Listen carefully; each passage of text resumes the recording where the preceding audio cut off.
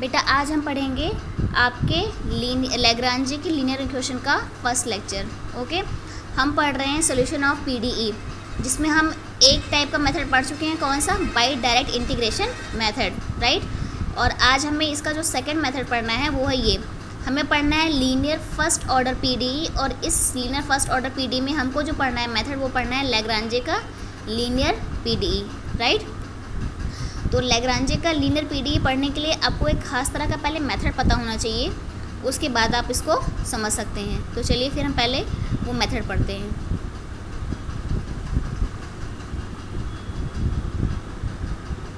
लैग्रांजे का linear PDE पता होने के लिए हमें पता होना चाहिए क्या? Total differentiation. Okay, and total differentiation पता होने के लिए आपको पहले पता होना चाहिए क्या? ऑर्डिनरी यानी कि ओडीई और पीडीई। ओके, तो चलो हम फटाफट पहले इसको देख लेते हैं। जब हमारे पास एक सिंगल फंक्शन था और उसका एक सिंगल वेरिएबल था, तो हम उसको बड़े आराम से डेरिवेटिव निकाल सकते थे, dy dx, d2y dx2, d3y dx3, क्योंकि एक सिंगल ही फंक्शन है और क्योंकि वो एक ही वेरिएबल पे डिपेंड कर रहा है, तो इसके डेरिवेटिव्स निकालना हमारे लिए मुश्किल नहीं था, ठीक।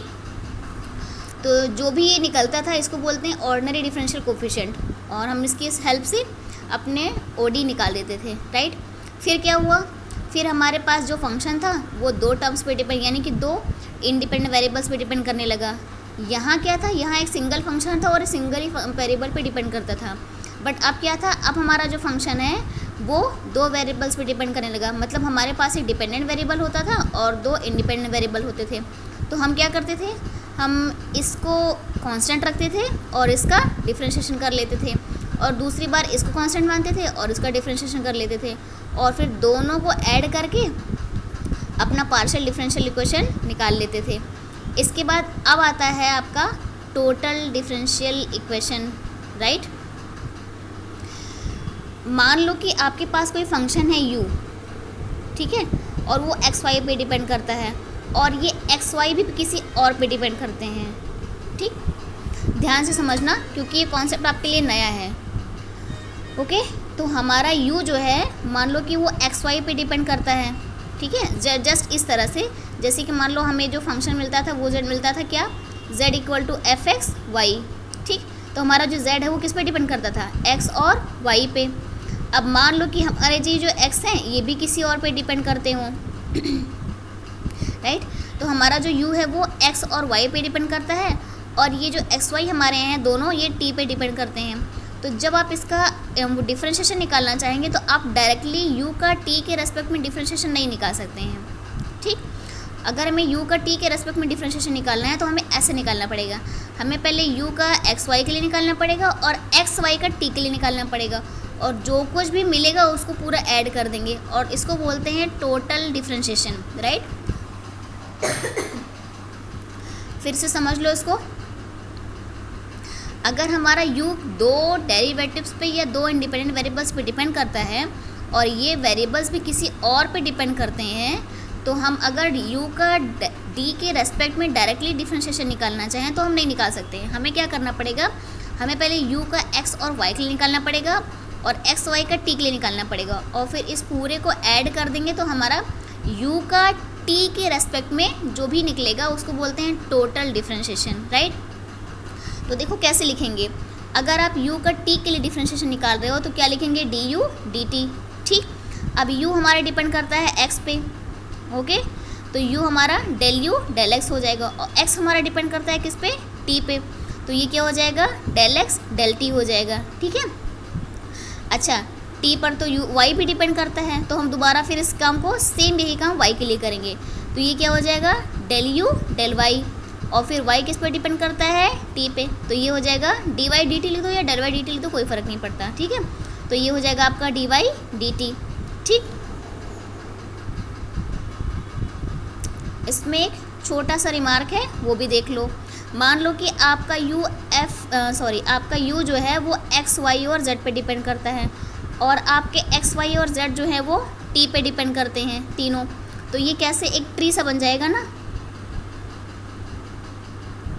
एक सीरीज़ बन जाएगी ना, कि u आपका डिपेंड करता है x पे, y पे और z पे, और x y डिपेंड करते हैं आपके t पे, ठीक। तो अगर हम u का t के रेस्पेक्ट में निकालना चाहेंगे तो कैसे निकालेंगे?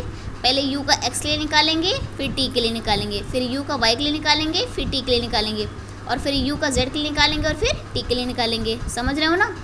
तो हमें क्या करना है, बारी बारी से निकालना पड़ेगा। तो पहले हमने क्या किया, u का अगर हमें t के लिए निकालना है तो क्या करेंगे, du dt, ठीक। फिर बारी बारी निकालेंगे, तो पहले हम u का x के लिए निकालेंगे और फिर t के लिए निकालेंगे। तो ये हो जाएगा डेल u डेल x, यानी कि ये, और फिर del x del t। Okay, अच्छा, फिर u आपका y पे डिपेंड करता है, तो डेल u डेल y, और फिर डेल y डेल t, ये dy dt, ठीक। और थर्ड टर्म आपका क्या है, z, तो u का फिर से u को डेल u डेल z, और फिर dz dt। तो इस तरह से आप इन तीनों को ऐड कर देंगे, तो जो निकलेगा वो ये कहलाएगा कि u का आपने t के रेस्पेक्ट में टोटल डिफरेंशिएशन निकाला है। ओके, चलो इसमें एक और रिमार्क देख लेते हैं।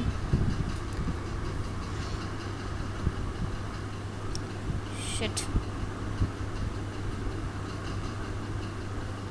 मान लो कि आपका u जो है वो x और y पे डिपेंड करता है, और x y अब की बार आपके दो वेरिएबल्स t1 और t2 पे डिपेंड करते हैं, राइट। तो क्या हो जाएगा, ज़रा सीरीज़ बनाओ इसकी। तो ये क्या हो जाएगा, u आपका x और y पे डिपेंड कर रहा है, और x y आपके t1 और t2 पे डिपेंड कर रहे हैं, राइट। तो अब ज़रा इसको लिखो। तो हमें क्या करना है, हमें u का t1 और t2 के लिए टोटल डिफरेंशिएशन निकालना है। तो हम क्या करेंगे, देखो पहले आपका u किस पे, u निकालेंगे आप t1 के लिए, तो पहले u को x के लिए निकालेंगे और t1 के लिए निकालेंगे। तो क्या हो जाएगा, डेल u डेल t, ठीक है, क्योंकि हमें किसको निकालना है, u को t1 के लिए, तो डेल u और डेल t1। फिर u आपका डिपेंड करता है x पे, तो डेल u डेल x, और x आपका डिपेंड करता है t1 पे, ठीक है। तो क्या हो जाएगा, del x del t1। Okay, फिर अभी t1 जो है वो y भी इसका वो है फंक्शन, तो u आपकी डिपेंड कर रहा है किस पर, y पर, तो डेल u डेल y, और y किस पर डिपेंड करता है, t1 पे, तो डेल y और डेल t1, सॉरी ये डेल t1 होगा। ओके, अब इसके दूसरा एक और वेरिएबल है क्या, t2, तो यही काम हम t2 के लिए करेंगे। तो ये हो जाएगा डेल u डेल x, ठीक है, और फिर डेल x डेल t2, ठीक। और दूसरी बार क्या हो जाएगा, डेल u डेल y और डेल y डेल t2। तो ये हो जाएगा u का t1 और t2 के रेस्पेक्ट में टोटल डिफरेंशिएशन। इसको बोलते हैं टोटल डिफरेंशिएशन का कॉन्सेप्ट।